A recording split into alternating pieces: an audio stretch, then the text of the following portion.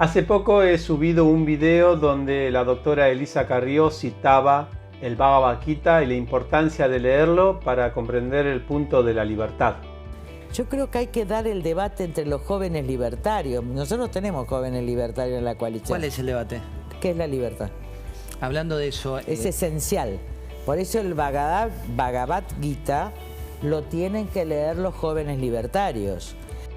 A partir de ese video muchos me han preguntado cuál es el concepto de libertad que presenta el Bhagavad Gita y por qué es importante para hoy en día comprenderlo y estudiarlo.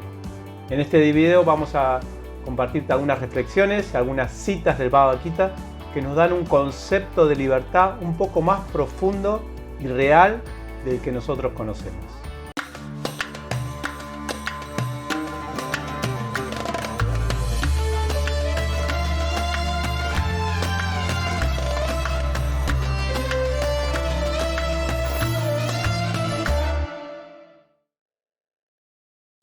Primero que todo, como ya vimos en un video anterior donde presentamos los 11 temas del Bhagavad Gita, prácticamente todos los temas llevan a la meta que es mukti. Mukti en sánscrito significa liberación o libertad.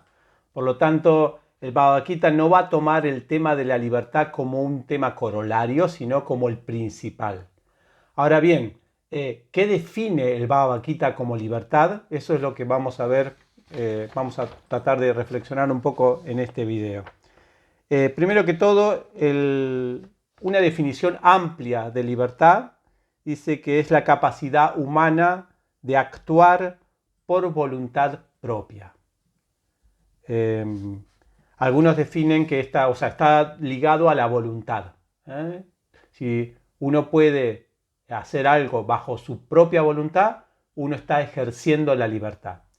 En el plano del derecho, esta libertad está delimitada por la voluntad de los demás o los derechos de los demás. Ahí es cuando entran también los derechos y obligaciones.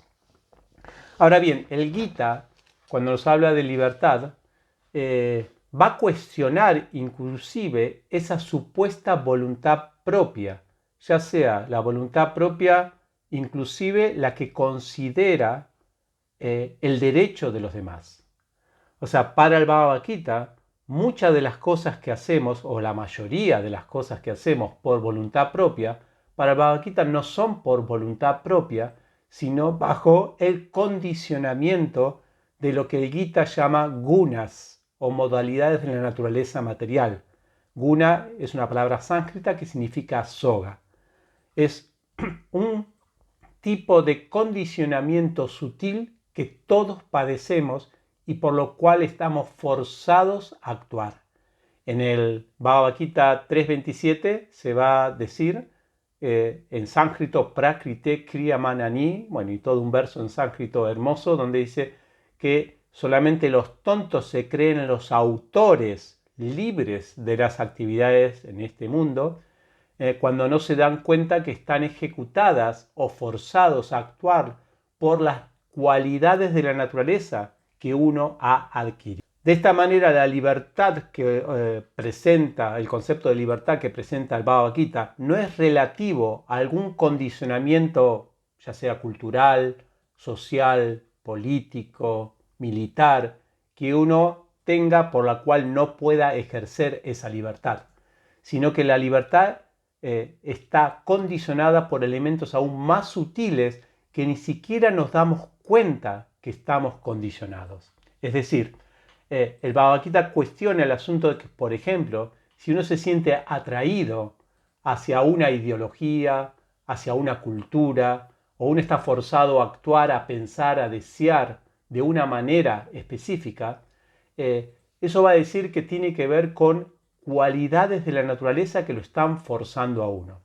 Hoy en día esto se analiza desde el punto de vista cultural, ¿no? Uno sabe que hay cuestionamientos hacia la cultura en el sentido de que la cultura nos fuerza a actuar de una manera y por lo tanto está todo el movimiento que trata de deconstruir estereotipos culturales que fuerzan a uno a actuar de una manera impropia o no funcional o que alienta, digamos, a la opresión, etc.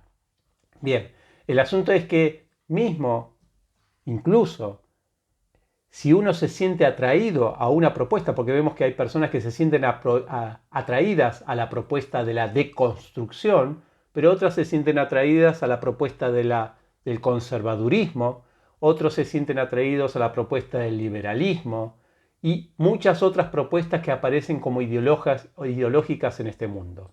El Bhagavad Gita va a decir que no es que una tiene más libertad que otra, sino que la atracción que nosotros tengamos por una de ellas es el motivo de que nos condicione exactamente nuestra libertad.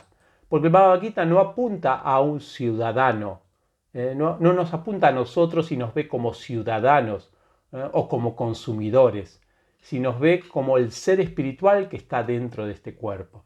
Y en ese sentido, la perspectiva de libertad que tiene el Bhagavad Gita está más allá inclusive de nuestra concepción. El Bhagavad Gita nos quiere invitar a un plano de libertad que supera los conceptos de libertad que nosotros tenemos en este mundo. Algunos dicen que si superamos los condicionamientos culturales, seremos libres. Otros dicen, si superamos los condicionamientos ideológicos políticos, seremos libres. Otros dicen, si superamos el condicionamiento del globalismo o lo que sea, seremos libres. Todos esos conceptos de libertad, a pesar que son válidos desde el punto de vista mundano, desde el Bhagavad Gita se va a considerar que la atracción por esos sistemas de liberación son condicionados a su vez por las gunas o las modalidades de la naturaleza. Algunos se verán atraídos, porque la pregunta que hace el Gita es ¿por qué uno se siente atraído a un sistema de liberación material mundano y por qué otros se sienten a otro sistema de liberación? ¿Por qué algunos consideran que la liberación es liberarse de los mercados opresores y otros consideran que la liberación es liberarse de los estados represores? Esta atracción hace que está fundada en un condicionamiento, porque no es solamente una cuestión intelectual, muchas veces, la decisión de estar condicionado por una u otra ideología, sino por las gunas, estas modalidades que nos atan y nos llevan a una forma particular de hablar, o de pensar, o de desear y de sentir. En otro video vamos a explicar más en detalle de qué se tratan estas tres gunas y cómo el Bhagavad Gita le va a dar mucha importancia a esto, va a tener capítulos enteros donde describen cómo se actúa, cómo se piensa, cómo se desea, cómo se es feliz en cada una de estas gunas.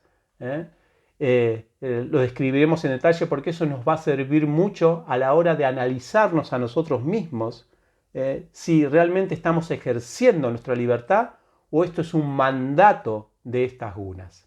Es así como cuando uno, por ejemplo, se vuelve experto en marketing o packaging, si entra a un supermercado, las elecciones que va a hacer de los productos va a ser más prudente a la hora y no dejarse impactar tanto por la manera en que los productos se exhiben.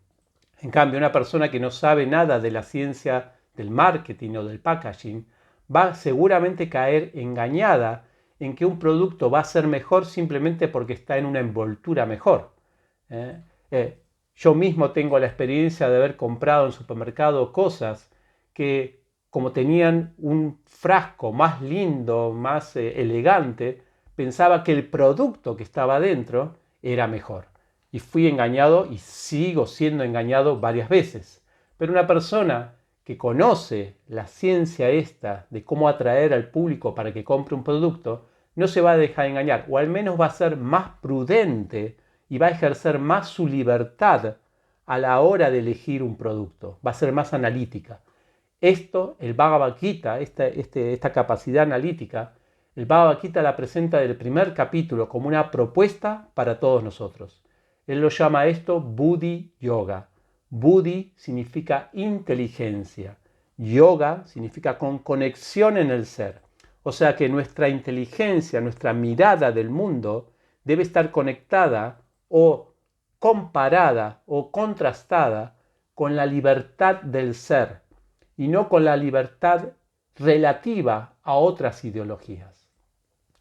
Este es un asunto muy importante en el Bhagavad Gita porque Arjuna el receptor del Bhagavad Gita, estaba en este momento condicionado por las gunas, en los primeros capítulos, condicionado por ideas, ideologías, inclusive, aunque estas ideologías sean piadosas, sean inclusive humanitarias, no dejan de tener en el trasfondo un condicionamiento a pensar así. Por eso que Krishna, lo primero que le instruye en el capítulo 2 a Arjuna, es liberarse de esas condiciones, o al menos elegir, si va a elegir humanitarismo o elegir cualquier ideología que sea, que la elija desde el plano de la libertad. Esto es interesante porque si llegamos al punto de entender de que todo lo que elegimos es producto de las gunas o de los condicionamientos de las modalidades, que estamos forzados a elegirlo, entonces muchos concluyen que en realidad hay que entrar, por ejemplo, a este supermercado del mundo y no elegir nada. No tener posturas políticas, no tener posturas ideológicas de ningún tipo, no aferrarse a ninguna cultura, no aferrarse a ninguna moralidad. Esa no es la propuesta del Bhagavad Gita. A pesar de que la elección de cada una de ellas puede estar forzada por las gunas particulares en las que nosotros estamos, el Bhagavad Gita no apoya este tipo de nihilismo, podemos decir así, o de rechazo que algunas tradiciones espirituales puede ser que alienten, como el asunto de ningún compromiso social y más que todo una actitud ascética, una actitud apartada de todo lo civil. Para nada, el Bhagavad Gita no apunta a eso. Y entonces, ¿qué hacemos en este supermercado de este mundo? ¿Compramos los productos? Porque si compramos los productos o ciertos productos es porque estamos, o ideologías, es porque estamos condicionados. Y si no compramos, nos acusan de nihilista o de que rechazo. ¿Cómo hace el Bhagavad Gita para juntar esas dos cosas? ¿Cómo hace el Gita? ¿Cómo hace Krishna Arjuna para que Arjuna pelee en la batalla, que esté en este mundo, que esté, digamos, que tenga que elija una manera de actuar, pero que a la vez no sea por el condicionamiento de las gunas, que a la vez mantenga esa libertad? Esa es la gran ciencia del Bhagavad Gita. En los primeros capítulos, esta técnica de pescar, digamos, sin mojarse, podríamos decir, se explica con el yoga llamado Karma Yoga. Karma Yoga significa, karma es justamente la condición en la que nosotros estamos en este momento. Toda la condición psicofísica en la que estamos. Es lo que nos tocó vivir. Y esta condición psicofísica está atravesada, obviamente, por asuntos culturales, sociales, políticos, etc., que a su vez están dirigidas por estas tres gunas o modalidades de la naturaleza. Por lo tanto, eso ya es lo que es. Nosotros ya estamos en un karma. O sea, es difícil que yo empiece ahora a ladrar como un perro. Puedo imitar a un perro, pero no puedo ser un perro, porque estoy condicionado por las gunas, por el karma, a ser un humano. Lo mismo sucede en cada categoría en la que uno nace. Por lo tanto, el Bhagavad Gita acepta nuestra condición. No es que ahora tenemos que separar el alma del cuerpo, ¿no? Porque el karma es malo o porque estamos condicionados. No, acepta el condicionamiento y por lo tanto trata de proponer el karma yoga como un nexo vinculador de nuestra posición, karma, con yoga, con nuestro ser o con lo divino dentro de nuestro ser. Y de esa manera entrar o mirar el mundo desde la absoluta libertad. El punto entonces ahora, ¿qué hacemos cuando entramos al supermercado? ¿Cómo el Bhagavad Gita nos anima a actuar en el plano del Karma Yoga? Bueno, esto es interesante porque primero que todo nos anima a que si nosotros estamos establecidos en el buddhi, en la inteligencia espiritual, al elegir las cosas de este mundo, primero que todo, el efecto primero no es que no elegimos los productos que nos gustan de acuerdo a nuestras gunas o nuestras ideologías, elegimos una forma de vivir, una forma cultural que preferimos de manejarnos, una forma, una propuesta política que nos atrae más, una propuesta social, etcétera, una forma estética, algo estéticamente que nos gusta más que otra cosa. Aceptamos esas cosas. Inclusive en el Gita dice que aún las personas autorrealizadas o inteligentes son forzadas a actuar bajo las modalidades de la naturaleza. O sea que esto es algo inevitable. Pero la propuesta del Gita entonces es mirar todo esto, todo este condicionamiento, mirarlo desde el lugar libre y no desde la identificación con esas atracciones. O sea, entender que esas atracciones no somos nosotros como seres espirituales, sino que es el manejo o la intervención de estas gunas. ¿Esto qué nos lleva entonces? Esta forma de actuar con inteligencia espiritual, ¿a qué nos lleva?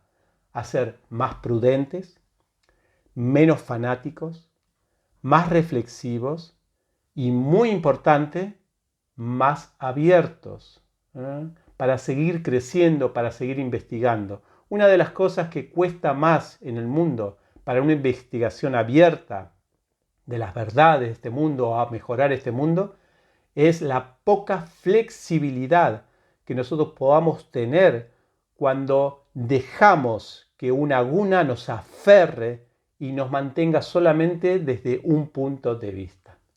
Así que esto se describe en el Gita con la palabra Mahatma.